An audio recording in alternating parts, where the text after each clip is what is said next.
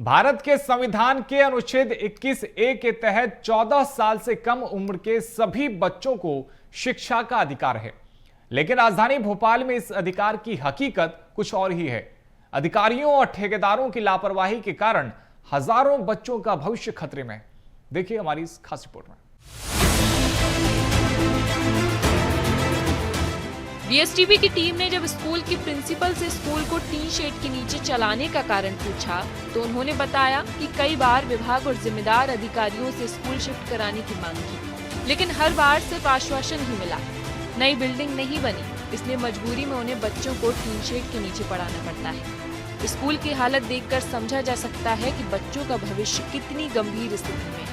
पिछले 3 सालों से शिक्षक अपनी समस्या लेकर गुहार लगा रहे हैं, लेकिन सुनवाई नहीं हुई और जिम्मेदार लापरवाह बने हुए हैं। बिल्डिंग बनके लगभग तैयार हो गई, जब अभी भी क्राइटेरिया उन लोगों को जो दिया गया था, टाइम लिमिट उनको दिया गया था कि उनको 18 मंथ्स में पूरा करना है।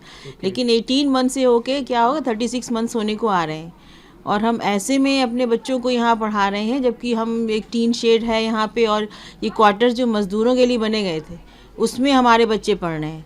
हम यहाँ पे नहीं कमरे होने की वजह से, कम व्यवस्था होने की वजह से हम यहाँ बड़ी मुश्किल से किसी तरह से सेशन चला रहे हैं, एकेडमिक सेशन चला रहे हैं। अब मुझे ये समझ में नहीं आ रहा है, कॉन्ट्रैक्टर से भी बात करो या निर्माण एजेंसी बीडीए से बात करो, वो कुछ संतोषजनक जवाब नहीं दे पा रहे हैं कि हमको हैंडओवर क्यों नहीं कर रहे हैं। और बिल्डिंग में भी जो कि काम हो जाना चाहिए अभी तक, पहले ये कहा गया कि आपको जून में मिल जाएगी, जून में नहीं मिली, फिर आपको कहा गया सितंबर में मिल जाएगी, सितंबर में नहीं, फिर कहा गया दिसंबर में मिल जाएगी, लेकिन अब भी दिसंबर तक भी कंप्लीट बिल्डिंग नहीं हो पा रही है। क्यों नहीं हो पा रही है इसका कोई सही हमको पता नहीं चल रहा है कि क्यों नहीं हो पा रहा है, जबकि ये हो जाना चाहिए अभी तक।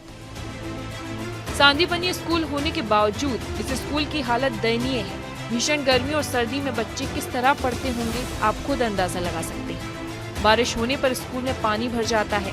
एक तरफ बच्चों को पढ़ाने और आगे बढ़ाने की बातें होती हैं, वहीं इस स्कूल में दुर्दशा के बीच बच्चियां पढ़ाई के लिए मजबूर हैं। स्कूल के अंदर ना तो पर्याप्त टेबल कुर्सी हैं और ना ही सुविधाएं। बच्चियां जमीन पर टाट बिछाकर पढ़ाई कर रही हैं। इस बीच एसी कमरे में बैठे जिम्मेदार अधिकारी इस दयनीय हालत के बावजूद कोई ठोस कदम नहीं उठा रहे और शेड के स्कूल में बच्चियों का भविष्य बर्बाद होता जा रहा है। 3 साल से यहाँ पे पढ़ रहे हैं हम। क्या परेशानी होती है गर्मी बारिश के समय? यहाँ हम टीन शेड में पढ़ रहे हैं, बारिश होती है तो हमें बहुत दिक्कत होती है। यहाँ पे जब बारिश होती है ना तो यहाँ पे पानी आ जाता है शेड में, टीन तपती है तो बहुत गर्मी लगती है। यहाँ पे बहुत दिक्कत आती है, कहीं पानी की आती है, बारिश में पानी घुस जाता है। हाँ। लाइट भी चले जाती है कभी। हाँ। धूप भी आती है अंदर। हाँ। पढ़ाई करने में दिक्कत होती है। हाँ। चाहते हो नए बिल्डिंग में शिफ्ट किया जाए? हाँ। विद्यालय में हजारों बच्चे पढ़ाई करते हैं। कक्षा 1 से लेकर 12वीं तक सभी कक्षाएं संचालित होती हैं, लेकिन जगह की कमी के कारण 2 शिफ्ट में पढ़ाई करना पड़ता है। बच्चे छोटे छोटे कमरों में पढ़ाई करने को मजबूर हैं। स्कूल में ना तो बच्चियों के लिए सुरक्षित शौचालय है, ना ही पर्याप्त कक्षाएं, जिससे उन्हें काफी परेशानी होती है। कुछ बच्चे टीन शेड के नीचे पढ़ाई कर रहे हैं, जबकि अन्य कक्षाएं पुरानी बिल्डिंग में संचालित हैं, जिसकी सीलिंग टूटकर नीचे गिर चुकी है। ऐसे हालातों में हमेशा खतरा बना रहता है, लेकिन जिम्मेदार अधिकारियों की ओर से कोई ठोस कदम नहीं उठाया गया।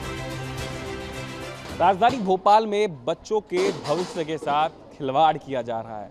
ऐसा हम क्यों कह रहे हैं? क्योंकि हम इस वक्त मौजूद है भोपाल के कोलार इलाके में। ये सांदीपनि स्कूल है जो कि टीन शेड के नीचे चल रहा है। ये देखिए ऊपर जो है टीन शेड है और नीचे बच्चे पढ़ाई करते हैं और यहीं पर कक्षाएं लगती हैं। ये जो तस्वीर आप देख रहे हैं ये राजधानी की है, जहां पर कई सारे बच्चे यानी हज़ारों बच्चे यहां पर पढ़ते हैं।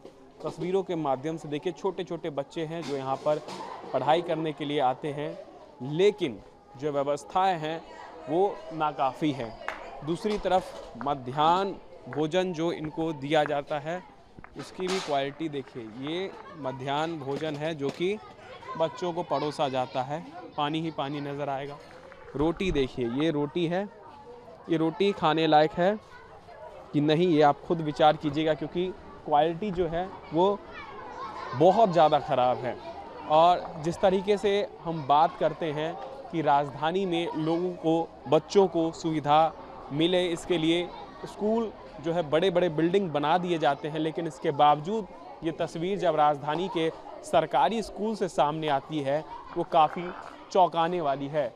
ये जो आप बिल्डिंग देख रहे हैं ये भी कक्षाएं यहाँ चलती हैं, और यहाँ जो कक्षाएं चलती हैं वो अगर हम बात करें, हम आपको लेके भी चलते हैं अंदर, दिखाते हैं जो कक्षाएं चलती हैं वो किस तरीके से चलती है। और सबसे बड़ी बात है, ये जो स्कूल है जब इसका निर्माण कराया गया था तो ये कोई स्कूल नहीं है, बल्कि यहाँ पर जो कॉन्ट्रैक्टर्स हैं और उनके जो मज़दूर हैं उनके लिए यहाँ पर रहने के लिए एक छोटा छोटा आवास यानी 10 बाय 12 का जो कमरा है वो यहाँ पर बनाया गया, और 10 बाय 12 के कमरे में ही जो है स्कूल का संचालन किया जा रहा है।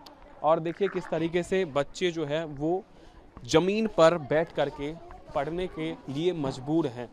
और ये 10 बाय 12 का कमरा है, ऊपर आप देख सकते हैं सीलिंग जो है वो नीचे गिर चुकी है, और ऐसी तस्वीरें हम लगातार देख रहे हैं जहां पर बड़े हादसे का शिकार बच्चे हो जाते हैं, लेकिन इसके बावजूद ना प्रशासन का इस पर ध्यान जाता है ना ही स्कूल शिक्षा विभाग का, क्योंकि इस तरीके की तस्वीर जब राजधानी से सामने आती है तो और सारे ज़िलों की क्या हालत होगी।